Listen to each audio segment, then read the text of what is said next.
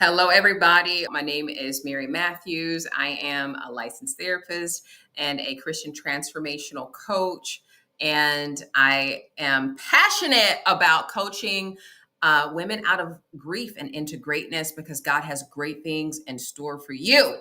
And let me just tell you, I just love that scripture where God talks about how he uses the foolish things to confound the wise because we can be so sophisticatedly stubborn, y'all, and just stuck in our own way and trying to figure it out, just going about our day, doing what we do, and just being so used to that we may end up ignoring things that actually need our attention. So I have a story for you, a story time, okay?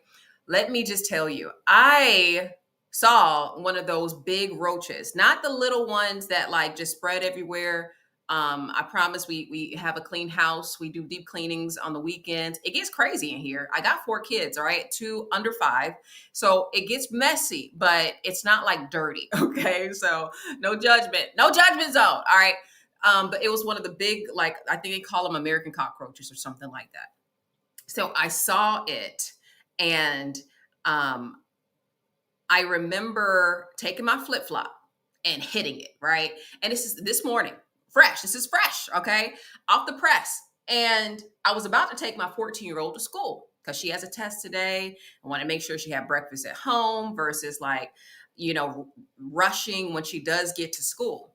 So we make her breakfast, like all that is done. We're getting ready to leave. I see the thing on the wall. I'm like, I'm gonna get you, right? And I get my flip flop, I hit it, and I'm like, I'll deal with you when I get back. All right. So I take her to school, I get back.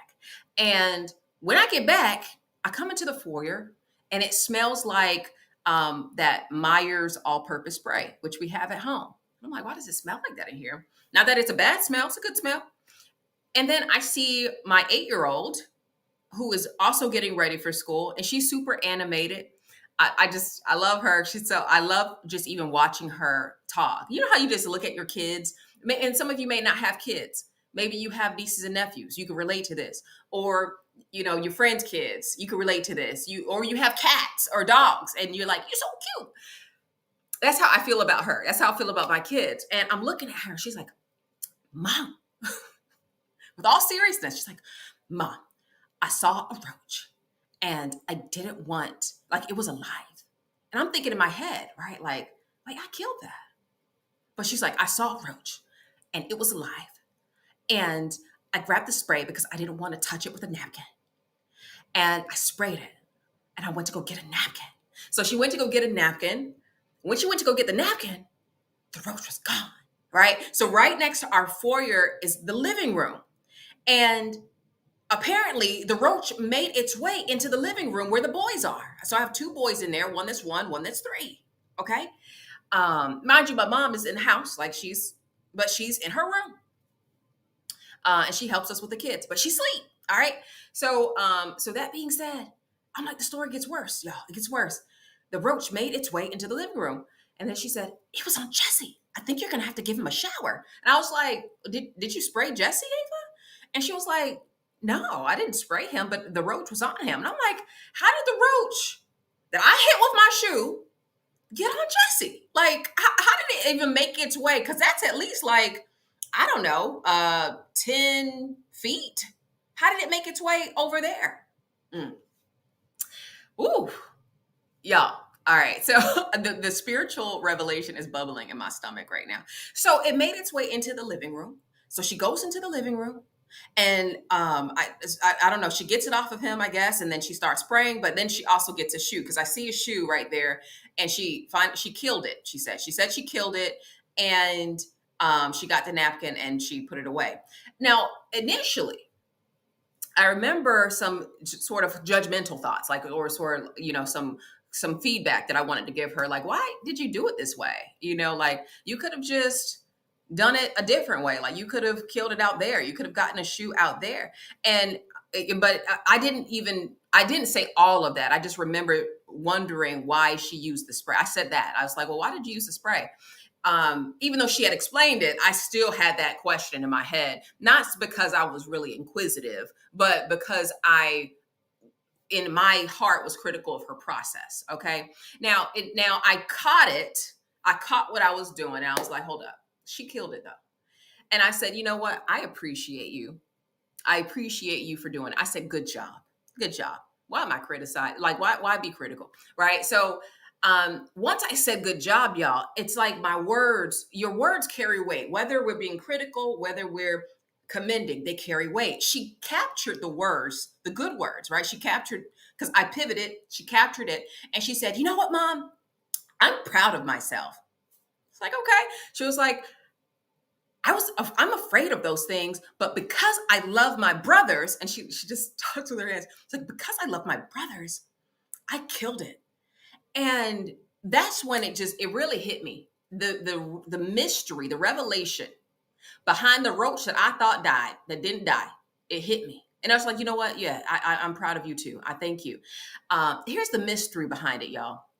What we don't deal with as people who become parents, we'll begin to deal with the little people around us. Okay. There are some challenges and issues. There are traumas that I've experienced in my childhood that, sometimes you think, okay, it doesn't bother me now that it's 30 years. I'm 30 years removed from it. I'm 60 years removed from it. I'm 5 years removed from it. I'm 5 months removed from it. Oh, I'm over it.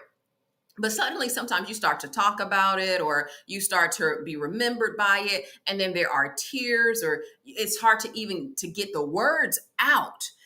Okay, not because I'm not talking about, oh, I'm crying because I'm so, look at how far I've come. No, it's like I'm crying because it still hurts type of cry.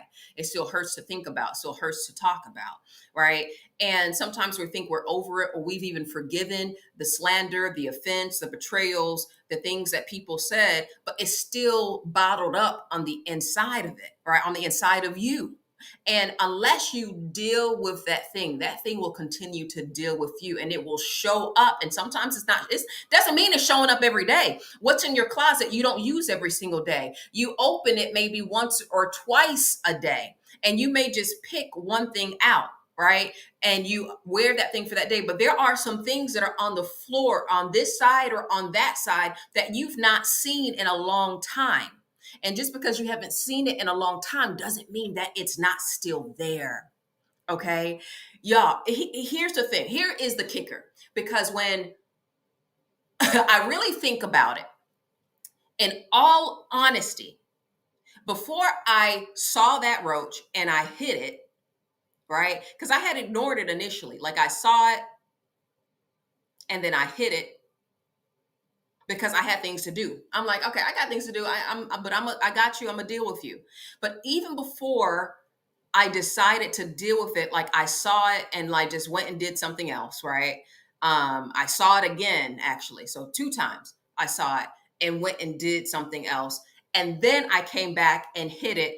I come back and then it's gone, but it's not gone. It's like on my kid. And I'm like, why? Like, and of course now I'm getting like napkins and like cleaning my kid off. You know what I'm saying? So that being said, y'all, it's so important. I just want this to be an invitation. I know, like, I'm trying to keep it lighthearted and funny, because they're like, when we talk about trauma, we're talking about sexual trauma, emotional trauma, physical abuse, betrayals, perfectionism, anxiety, depression. There are some generational issues and challenges that didn't even start with you. That's the thing. It didn't start with you, but it can stop with you. And you know that you were impacted by how invalidating the big people were in your life. So it's not even to blame them. It's to understand that we can end up inadvertently having that irritation when we feel misunderstood, or, stonewall, or become silent,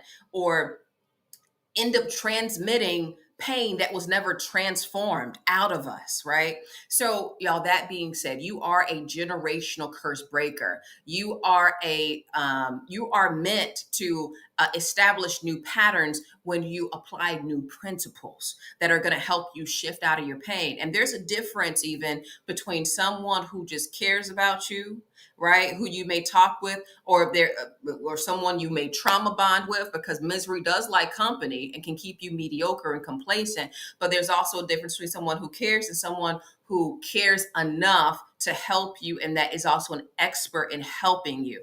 So that being said, I just want to invite you all to invest in your personal growth. You know that there's greatness on the inside of you, but there's grief on the inside of you as well. We got to deal with that grief so it can stop dealing with you. If when you think of grief, grief is loss. Grief is like like what you missed out on. Some of you think about your childhood and it's like, man, I missed out on this. I missed out on this. I was an early parent. I had these responsibilities. Now there's good that did come from that. Okay. But also there was bad that did happen. And just because we don't talk about it, doesn't mean that it's not taking up space or residence within you, that you need to tell somebody. You need to be able to open up. And that is even a process of building rapport with a professional that can help like understand, well, why do I show up in the way that I do? Whether it's at work, whether it's in relationships and marriages and in your friend with your finances, those are blueprints that have been handed to you. Okay. But as a therapist, as a licensed therapist and a coach, I just want to invite you into your new beginning and your healing journey, which needs your yes. There's a real version of you that is ready to rise up, but it's time to deal with what is in the closet. Because how long? I mean, because again, many times we have so much to do and we're such busy bodies that we can be oblivious to the emotional suffering and how stifled we are emotionally because we do and we distract and we do and we distract ourselves from the very area that needs development in. I just want to tell you, whoever is watching today, I want to tell you, number one, God does love you. John 10:10 says, the thief comes not but to steal, kill, and destroy. But I came, being Jesus, that you may have life and life more abundantly. Maybe you don't know Jesus like that. Maybe you've been turned off by religious people. Well, he is not religious. He's all about relationship. He does love you. And this is not something that you're seeing by coincidence. This is a divine connection and divine intervention because he makes everything beautiful in his time.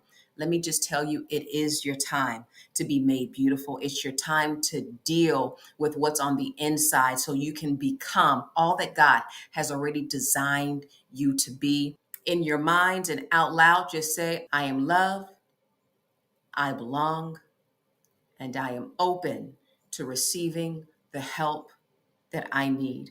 You all take care and be blessed. Bye.